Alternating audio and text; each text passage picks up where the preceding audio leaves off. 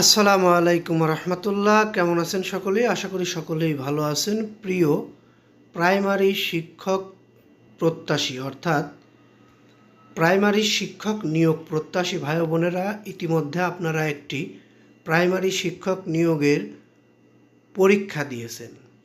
সেই পরীক্ষায় অনিয়ম দুর্নীতির কথা উঠেছে, আমরা সেটা দেখিয়েছি। সেই বিষয়ে অনেক কথা শুনতে পেরেছি।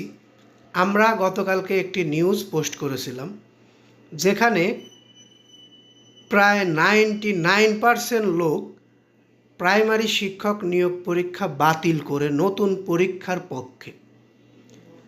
ঠিক তারই ধারাবাহিকতায় এনসিপির মুখ্য সমন্বয়ক প্রাইমারি শিক্ষক নিয়োগ পরীক্ষা অর্থাৎ গত যে পরীক্ষাটি হলো, এই পরীক্ষাটি বাতিলের পক্ষে। এনসিপির সচিব অর্থাৎ সদস্য সচিব আক্তার হোসেন, তিনি এই প্রাইমারি পরীক্ষা বাতিল করে নতুন পরীক্ষা নেওয়ার পক্ষে দাবি তুলেছেন।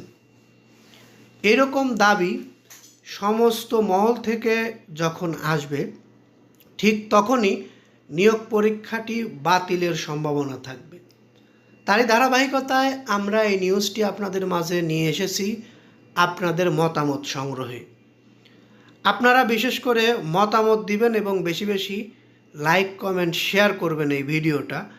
যেমন এনসিপির সদস্য সচিব এই বিষয়টি দেখে তিনি নিজেই দাবি জানিয়েছেন প্রাইমারি শিক্ষক নিয়োগ পরীক্ষা বাতিল করে নতুন পরীক্ষা নেওয়ায়।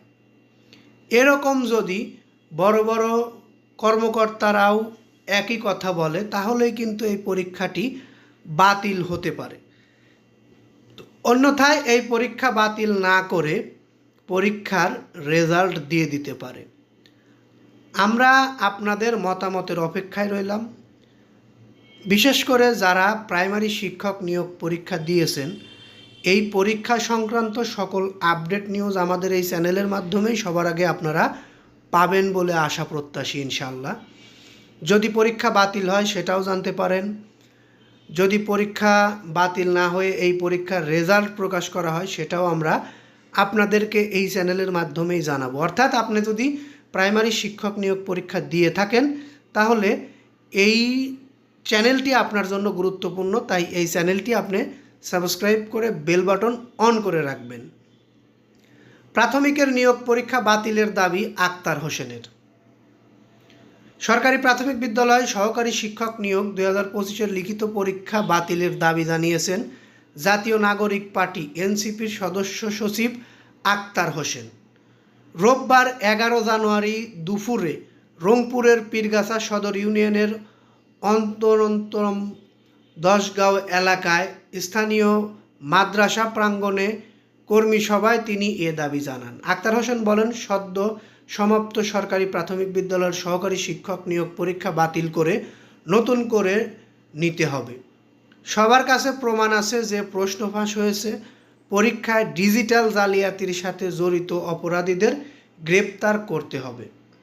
তিনি আরও বলেন, গোপনে প্রশ্ন পেয়ে গেল, ফাঁস হওয়া প্রশ্ন দিয়ে যারা পরীক্ষা দিল আর যারা মেধাবী তারা সেখানে বঞ্চিত হলো, তাহলে যারা প্রশ্ন কিনতে ও টাকা খরচ করতে পারলো তারা যদি প্রাইমারি শিক্ষায় টিচার হয়ে আসে, তাহলে আমাদের ছেলে মেয়েদের শেখাবে কি? কথাটি যৌক্তিক। আমরাও চাই এর একটি শেষ দেখতে।